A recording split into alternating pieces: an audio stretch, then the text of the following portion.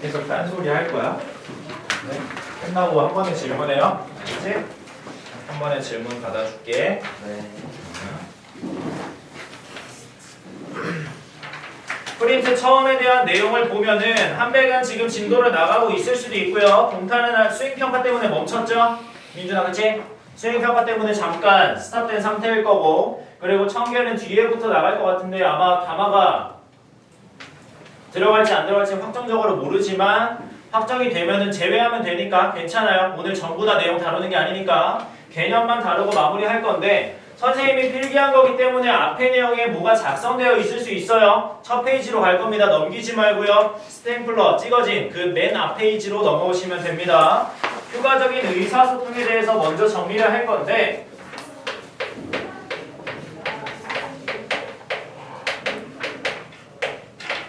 얘들아, 의사소통이라고 하는 거는 두 가지의 개념으로 나뉜다 생각하면 되고요. 첫 번째는 음성적인 의사소통이 있고요. 두 번째는 글자, 즉 문자적 의사소통이 존재합니다. 음성이라고 하는 거는 다른 말로 말으로서 의사소통이 이루어지는 거고, 글자적 의사소통이라고 하는 거는 문자의 사용으로서 의사소통이 이루어지는 걸 이야기합니다. 그래서 의사소통에 대한 종류나 갈래 나누는 거 연습을 해볼 거고요.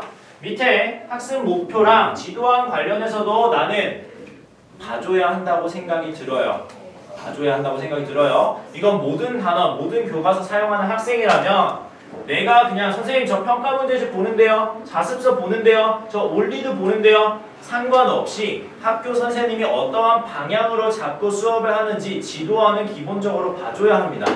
지도안은 학교에서 선생님에게 주는 공지사항이야. 그리고 학교에서 선생님은 그걸 지켜야 하고요. 그래서 지도안에 필기되어 있는 거 어떠한 방향으로 흘러가는지 한 번씩 읽으면서 단어를 시작하셔야 하고, 밑에 효과적인 의사소통의 빈출문제 유형, 제가 파악한 결과 총 7가지나 8가지에 대해서 중심적으로 매년 출제가 됩니다.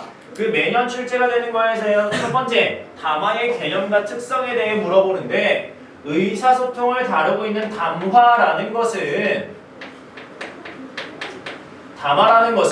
말하는 사람과 듣는 사람에 대한 대화에 대한 단위로서 크게 4가지의 요소를 배우게 될 거예요. 한백 지금 여기 나가고 있니? 다 나가겠구나. 그러면 한백은 좀 이따 시험 보는데 조금 더 커트라인을 빡빡하게 볼 필요가 있겠죠. 봅시다. 담화의 4가지 요소, 얘들아 뭐야? 말로 대답. 담화의 4가지 요소 뭐니? 첫 번째, 말하는 이. 두 번째, 듣는 이. 굿. 세 번째,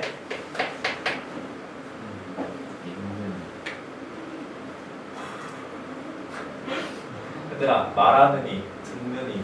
세 번째 뭐야? 서로 주고받는 뭐가 있어야 돼? 내용. 그래. 대화. 다른 말로 말이 존재해야겠죠. 네 번째, 얘들아, 그런 말 속에 어떠한 요소가 포함되어 있는 거야? 맥락. 그래서 뒤에 물론 표라는 게 존재하겠지만, 표라는 게 등장하겠지만 4가지의 요소 외워두세요. 첫 번째 말하는 이, 두 번째 듣는 이, 세 번째 대화, 말, 네 번째 맥락입니다.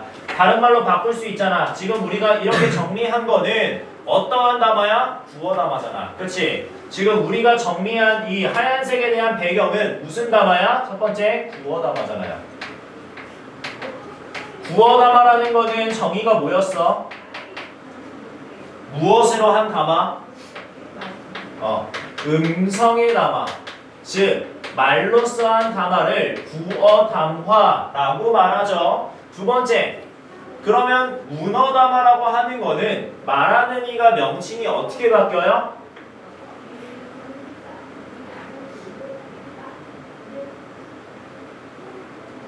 다들 이때 학교에서 많이 피곤했나요? 말하는 이는 어떻게 말해, 얘들아? 글쓴이라고 말하죠. 글을 쓴 사람. 그러면 글쓴이가 있으면은 듣는 사람은 텍스트에서는 뭐라고 불려요?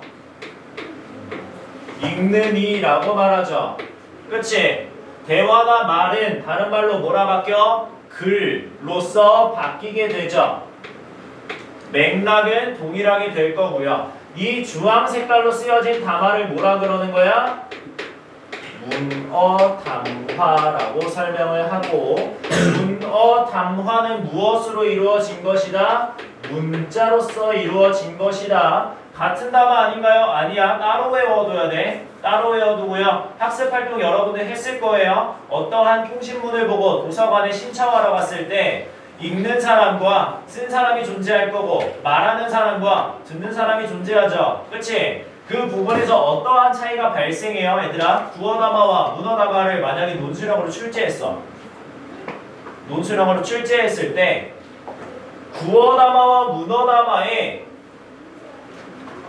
인물적인 요소로 차이점을 쓰래요. 그러면 무슨 차이점이 있어? 구어담화라는 거는 말하는 사람과 듣는 사람이 뭐 한다? 공존한다. 즉 내가 말하고 뭐 한 사람이 될 수 있다? 듣는 사람이 될 수 있다. 너네 친구들이랑 카페 가서 수다 떨 때 한 사람이 일방적으로 따다다다다 하면서 말을 내뿜니? 아니잖아. 그 사람이 내뿜었으면 모두의 대답을 하지. 그럼 대답할 때 1차적으로 말한 사람이 무슨 사람으로 바뀌어요? 듣는 사람으로 바뀌게 되죠. 근데 그에 반해 문어담화는 얘들아, 글을 쓴 게 어떤 사람이 읽고 답장을 하는 생각이 글이 바뀌니? 안 바뀌죠. 문어담화는 한번 쓴 사람이 바뀌지 않습니다. 그에 반해 구어담화에서는 서로 역할이 뭐 할 수 있다? 바뀔 수 있다. 그 개념과 특성 잘 외워두어야 하고요. 두 번째 구성 요소는 방금 이야기한 네 가지입니다. 세 번째 상황 맥락과 사회문화적 맥락을 외워둬야겠죠. 그 맥락에 대한 요소 중에 첫 번째가 상황 맥락이라고 설명하고요. 두 번째가 사회문화적 맥락이라고 말할 텐데, 학교에서 상황 맥락 세 가지의 요소로서 구분 지으셨더라고요. 세 가지의 요소 뭐였니? 한배.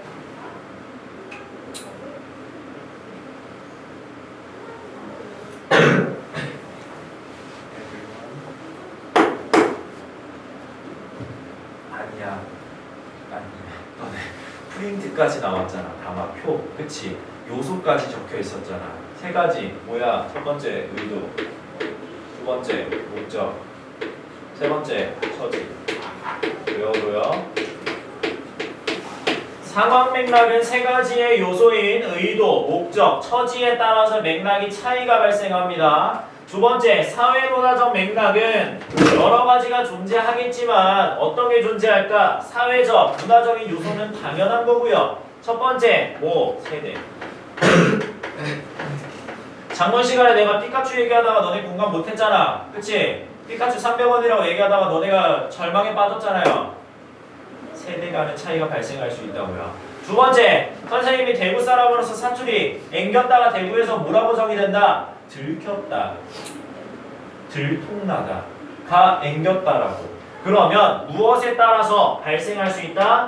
방언에 따라서도 달라질 수 있다. 다른 말로는 지역에 따라서도 달라질 수 있다 생각을 하고요. 세 번째,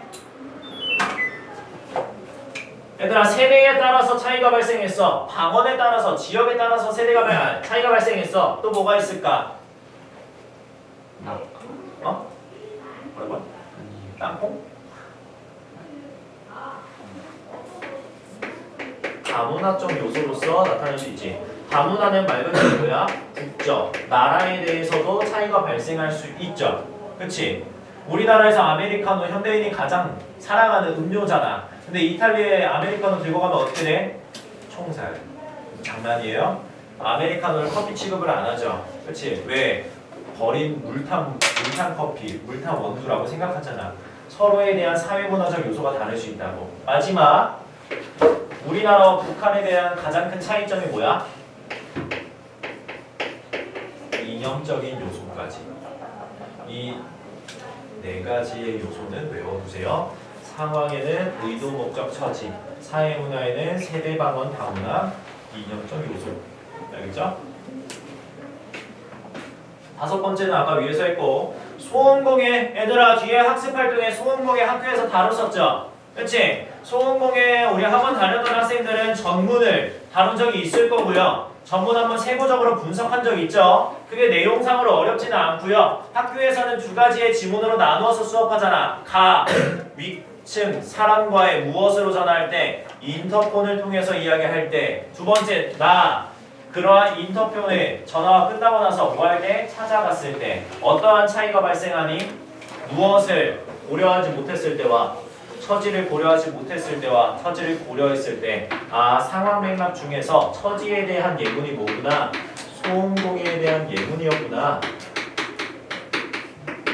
소음공예에 대한 예문이 상황 맥락의 처지 관련된 거구나. 그리고 괜찮아 얘들아, 그거 무슨 맥락?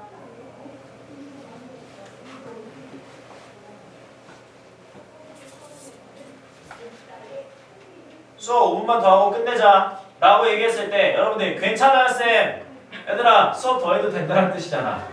그치? 근데 다른 데 괜찮아 얘기할 때 뭐 있어? 수락에 대한 상황, 즉 상황 맥락 또한 뒤에 등장하는 예문이 될 수 있고요. 우리는 얘들아, 우리 엄마, 제이슨 인사해 우리 엄마야. 근데 외국인이 어떻게 받아들였어? 나랑 너의 엄마, 우리는 배다른 형제라고 생각했잖아. 그거는 뭐에 따라서 나타난 거야? 다문화적 요소에 따라서 발생한 거죠. 왜? 해외에서는 위의 개념이 뭐니? 나와 너를 더한 요소지. 근데 우리나라에서 우리는 무슨 개념이야? 나에 대한 단일적 요소로 사용되기도 하잖아요. 그래서 이러한 요소가 다문화적 요소로 발생되는구나 알아두면 되고, 뒤에 넘어가 보면 간단하게 표가 등장하고요. 이 표는 마찬가지로 시험 범위에 들어가는 학생들은 찰칵찰칵 얘들아 캡처하고 머릿속에 집어넣으세요. 학교 프린트에서도 이 표 자체로 그냥 출제를 했었죠. 학교 프린트에서 이 표를 그대로 가지고 왔습니다. 그래서 빈칸을 뚫어놨을 때 뭐가 들어가지 찾을 수 있어야 하고, 말하는 사람, 듣는 사람, 내용과 맥락 파악할 수 있어야 합니다. 그럼 다시 정리. 말하는 사람과 듣는 사람 서로 주고받는 대화, 이 전체적인 흐름을 뭐라 그런다? 맥락이라고 정의를 한다. 그럼 옆에 보면은 맥락의 종류에는 빈출문제 100%라고 적어놨어요. 웬만하면 큰 별 한 다음에 100% 적어놓지 않아요. 확정이 없기 때문에. 근데 상황 맥락과 사회문화적 맥락을 필수적으로 다 암기해 주셔야 합니다. 개념부터 요소까지.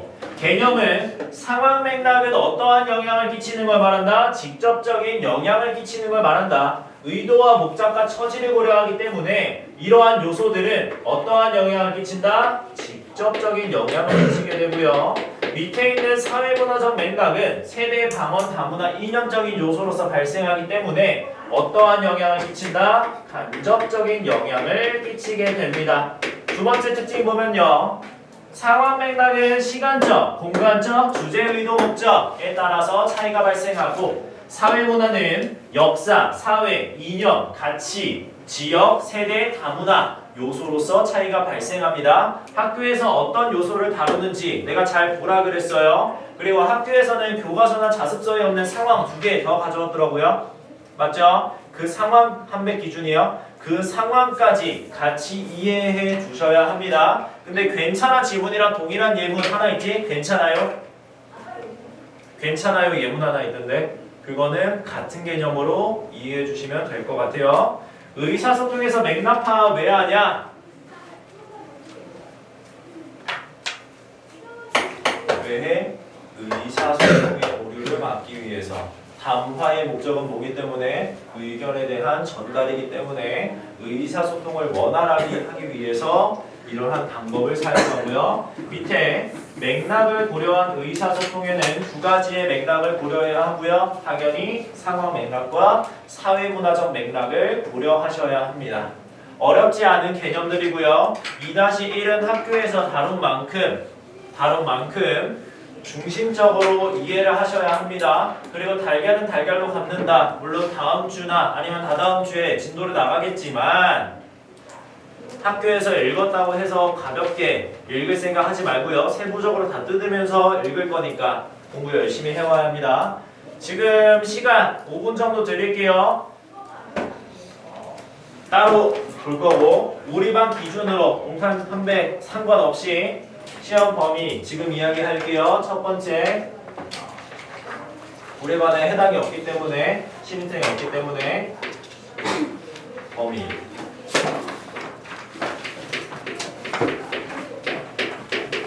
수필 설 소설 그 수고 시나리오 정규 수업 범위고요. 두 번째 판백 기준 판백 흥부전 놀부전 했잖아. 그치? 너네 흥부전 놀부전 괴로움 치는 방법 다 했잖아.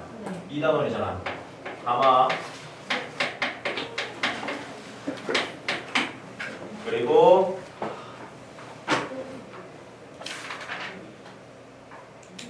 맥락 세 번째 발견